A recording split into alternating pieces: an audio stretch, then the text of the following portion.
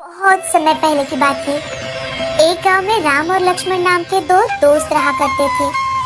बचपन से ही उन दोनों में गहरी दोस्ती थी। राम लक्ष्मण से उम्र में 2 साल बड़ा था। राम गांव के जमींदार का बेटा था और लक्ष्मण वो उसी गांव के गरीब कुम्हार का इकलौता बेटा था। उनके रहन सहन में बहुत बड़ा अंतर था। राम को जो चाहिए वो जल्द ही मिल जाता था, जबकि लक्ष्मण को 2 वक्त के खाने के भी लाले पड़े थे। लेकिन फिर भी उन दोनों में अटूट मित्रता बन गई थी। उन्होंने कभी भी गरीब अमीर में भेदभाव नहीं किया था। राम लक्ष्मण को अपना छोटा भाई मानता था, तो लक्ष्मण भी राम को अपना बड़ा भाई करके पहचान करा देता था। एक दिन गांव का एक आदमी, अरे देखो भाई, हमारे गांव में फिर से राम और लक्ष्मण ने जन्म लिया है। हाँ भाई देखो, राम अपने लिए कुछ भी नहीं मांगता, जब भी मांगता है दोनों के लिए मांगता है। हाँ, और लक्ष्मण भी अगर घर में कुछ खाने का बनता है तो पहले राम को लेकर जाता है, फिर दोनों मिलकर खाते हैं। हाँ, दोनों ने हथियार, तलवारबाजी और तीरंदाजी की कला में महारत हासिल की है और दोनों उसका घंटों अभ्यास करते हैं। कुछ दिन बीत जाते हैं। हर साल की तरह इस साल भी राजधानी में तलवारबाजी की स्पर्धा का आयोजन किया गया था। ये प्रतियोगिता बहादुर युवाओं के लिए बड़ा ही उत्सव था, जिसे देखने के लिए सैकड़ों लोग आते थे। दूर दूर के राज्य के लोग भी आया करते थे। इस प्रतियोगिता में जीतने वाले का महाराज खुद ही सम्मान करते थे।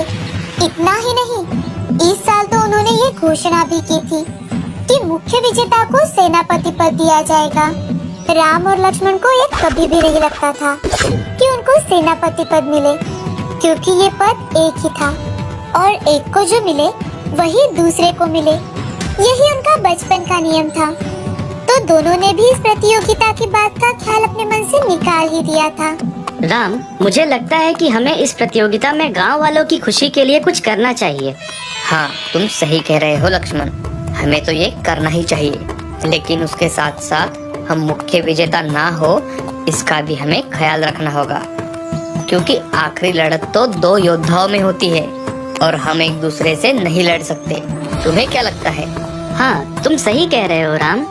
हमें इस प्रतियोगिता में बस इस बात का ध्यान रखना है कि हम एक दूसरे के सामने ना आ पाए। हाँ, ठीक है। दोनों बातें करते करते जंगल पार कर रहे थे। दोनों जंगल के बीच जाकर एक झील के पास रुके। तभी अपने घोड़े को पानी पिलाते हुए राम लक्ष्मण से, लक्ष्मण, हम यहीं बैठकर खाना खा लेते हैं और थोड़ा आराम भी कर लेते हैं, क्योंकि अब हमारे घोड़े बहुत थक चुके हैं। तुम्हें क्या लगता है? मुझे कोई आपत्ति नहीं है। ऐसा कहकर दोनों ने अपने अपने घोड़ों को पेड़ के नीचे बांध दिया और दोनों ने घोड़े के खाने की व्यवस्था भी की। फिर लक्ष्मण हाथ पैर धोने के लिए झील में उतरा। तब तक राम ने उनका खाना निकाल कर रखा। थोड़ी ही देर में दोनों ने पेट भरकर खाना खाया। तभी राम, लक्ष्मण, अब तू थोड़ी देर तक आराम कर, तब तक मैं जागता हूँ। फिर तुम्हारे उठने के बाद मैं आराम करूँगा। रात होने तक हम दोनों नगर में पहुँच जाएंगे। हाँ भाई, लेकिन तू बड़ा है, तो सबसे पहले हर चीजें तुझे ही आजमा कर देखनी चाहिए। पहले तू आराम कर, बाद में मैं करता हूँ। जैसा तुम ठीक समझो। ऐसा कहकर राम वही जमीन पर लेट गया। तभी लक्ष्मण एक घास की छड़ी लेकर एक पेड़ के नीचे बैठ गया। वो इधर उधर देखते कुछ सोच रहा था कि तभी उसके कानों पर किसी की आवाज सुनाई दी। उसी पेड़ पर 2 अप्सराएं बैठी हुई थी। उन दोनों ने राम और लक्ष्मण की सारी बातें सुनी और दोनों का प्रेम भाव देखकर आश्चर्यचकित हो गई। तभी एक अप्सरा अपनी बहन से, ये दोनों तलवारबाजी में बहुत पारंगत है, लेकिन ये जिस प्रतियोगिता के लिए जा रहे हैं उसमें जीत नहीं पाएंगे। क्यों? ऐसा क्यों? ये दोनों सर्वश्रेष्ठ योद्धा होने के बावजूद भी केवल अपने कौशल्य को परीक्षा में नहीं डालेंगे और परिणाम स्वरूप ये दोनों पहले ही दौर में बाद हो जाएंगे। तो फिर हमें उनके लिए क्या करना चाहिए? दोनों में से एक को हार मान लेनी चाहिए और इस पेड़ की डोली पर एक तलवार है, उसका इस्तेमाल करना चाहिए, क्योंकि जिसके भी हाथ में ये तलवार लगेगी वो कभी भी युद्ध नहीं हारता। अजय तलवार ऐसे हाथों में पड़ते ही योद्धा को लड़ने का उत्साह मिलता है। लेकिन दीदी, इनमें से पीछे कौन हटेगा? ये दोनों तो एक दूसरे दूसरे के लिए जान देने के लिए भी तैयार है। तुमने उन दोनों के बीच का प्यार देखा है ना?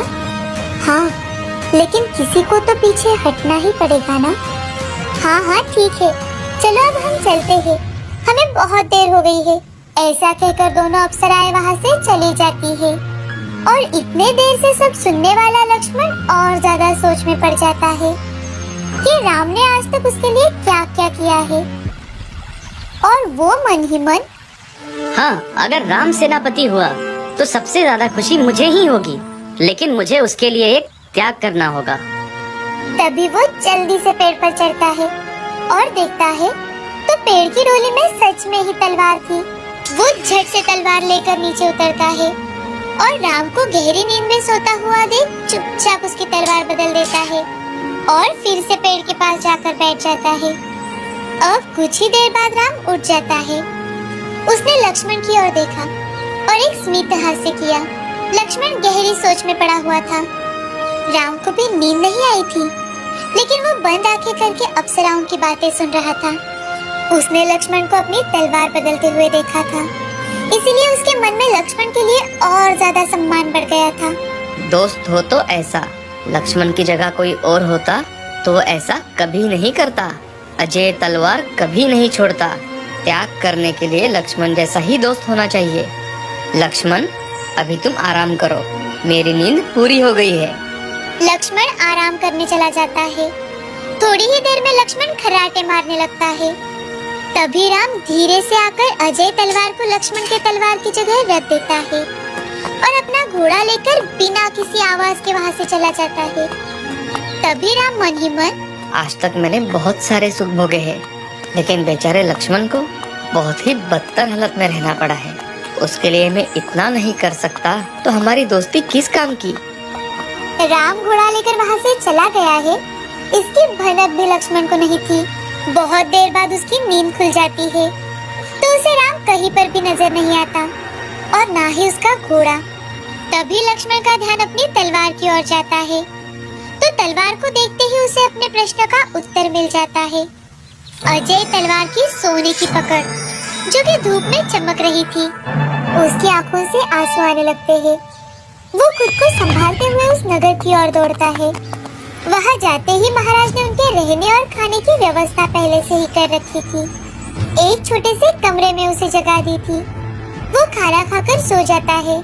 अगले दिन सुबह प्रतियोगिता के लिए शुरुआत हुई तो उसका नाम पुकारा गया। लक्ष्मण के सामने एक योद्धा खड़ा था जो लगातार 2 सालों से ये प्रतियोगिता जीत रहा था। उसे अपने आप पर बहुत ज्यादा घमंड था। लोग लक्ष्मण की ओर देखकर हंस रहे थे। तभी लक्ष्मण ने पहले महाराज को अभिवादन किया और अपनी अजय तलवार निकाली। तलवार को हाथ में लेते ही उसके शरीर में मानो 10 हाथियों का बल आ गया। शूरवीर और घमंडी योद्धा पर लक्ष्मण ने वार किया और उसने भी लक्ष्मण पर वार किया, लेकिन लक्ष्मण ने बड़ी ही चतुराई के साथ उसे चुका दिया। लक्ष्मण की ताकत को देखकर वो घमंडी योद्धा पसीने से भीग गया और वहाँ से भाग गया। तलवारबाजी का लक्ष्मण का कौशल्य देखकर सभी चकित हो गए। सभी और उसकी जय जयकार होने लगी। महाराज ने भी उठकर उसके शौर्य को दाद दी। आखिर वही हुआ जो होना था। अजय योद्धा वीर की माला लक्ष्मण के गले पड़ गई थी और तो और महाराज ने उसे सेनापति पद बहाल किया। तभी लक्ष्मण मन ही मन, आज मैं बहुत खुश हूँ, लेकिन आज मेरे साथ राम को होना चाहिए था। उसके बिना मैं ये खुशी नहीं मना सकता। यहाँ राम जंगल पार करके दूसरे राज्य में पहुँच जाता है। तभी उसे सभी और दुख फैला हुआ दिखाई देता है। सभी दुकानें, घर, सब कुछ खुला खुला ही था, लेकिन उसमें कोई नहीं था। तभी राम मन में सोचते हुए, अरे ये क्या है, गांव में सारी चीजें खुली है लेकिन कोई दिखाई क्यों नहीं दे रहा। ऐसा सोचते सोचते राम राजमहल के पास आता है। तभी उसे वहाँ पर लोगों की भीड़ दिखाई देती है। हर कोई उदास और दुखी होकर वहाँ खड़ा था। हर किसी के चेहरे पर डर नजर आ रहा था। तभी राम घोड़े से नीचे उतरकर एक आदमी के पास जाता है और उसे पूछता है, अरे भाई साहब, क्या हुआ है? आप सभी लोग यहाँ इकट्ठा क्यों हुए हैं और अभी लोग इतने डरे क्यों हैं? वो आदमी राम को गौर से देखते हुए, बेटा, लगता है तुम यहाँ नए हो। हाँ, मैं दूसरे राज्य से हूँ। फिर तुम्हें हमारे संकट के बारे में पता ही नहीं होगा। यह क्या हुआ है, मुझे जरा विस्तार से बताओ। अब तुम्हें क्या बताए बेटा। हर रोज सूर्यास्त के वक्त एक राक्षस उड़ता हुआ हमारे राज्य में आता है। उसे जीवित 20 लोग भोजन के लिए लगते हैं, और अगर नहीं मिले तो वो नुकसान करके जितने लोग हाथ में लगे उनको लेकर चला जाता है। अब कुछ ही देर में वो यहाँ आने वाला है। तो आप लोग उसका कुछ बंदोबस्त क्यों नहीं करते? आपके महाराज और सेनापति कहाँ है? है बेटा, लेकिन महाराज अब बूढ़े हो चुके हैं और सेनापति वो तो कब से राज्य छोड़ के चले गए। अब हमारा कोई नहीं है। अरे भाई, मैं हूँ ना, ऐसा क्यों कहते हो? राम के ऐसे कहते ही जोरों से हवा आने लगी और साथ ही बादल गरजने जैसी हंसने की आवाजें भी। तभी डर से कांपते हुए वो आदमी, अरे वो देखो, राक्षस आ गया। जैसे ही राम ने आसमान की ओर देखा तो सच में एक राक्षस पंछियों के जैसा उड़ता हुआ उनके करीब आ रहा था। तभी राम ने बिना डरे अपना तीर निकाला और राक्षस की ओर वो तीर चलाया। तीर जाकर राक्षस की दाहिनी आंख में जाकर फंस गया। अरे अरे मर गया, अरे मैं तो मर गया। राक्षस चिल्लाने लगा।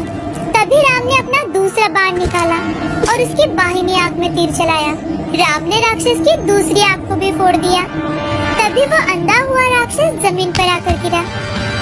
अब सभी लोग राम की ओर देखने लगे और राम की ओर देखते हुए, ये रहा आपका शत्रु, और दीजिए इसे सजा जो लोग आप उसे देना चाहते हैं। राम के ऐसे कहते ही लोग हाथ में जो कुछ भी मिले उसे लेकर राक्षस के ऊपर टूट पड़े। अंधा राक्षस जोर जोर से चिल्लाने लगा, लेकिन लोगों ने अपना पूरा गुस्सा निकाला और उसे कुचल कुचल कर मारा। राक्षस के मरते ही लोगों ने राम का जय जयकार किया और अपने कंधे पर उठाकर राजमहल में लेकर गए। तभी उसका शौर्य देखकर महाराज बहुत ज्यादा प्रसन्न हुए और उन्होंने तुरंत ही राम को सेनापति पद पर नियुक्त किया। राम भी बहुत ज्यादा खुश हुआ। उसने भगवान का धन्यवाद किया। अब कुछ ही दिनों में राम और लक्ष्मण की भेंट हो जाती है। उनकी भेंट देखकर सभी गांव वाले खुश हो गए। सभी गांव वालों ने उन दोनों की मिलकर जय जयकार की।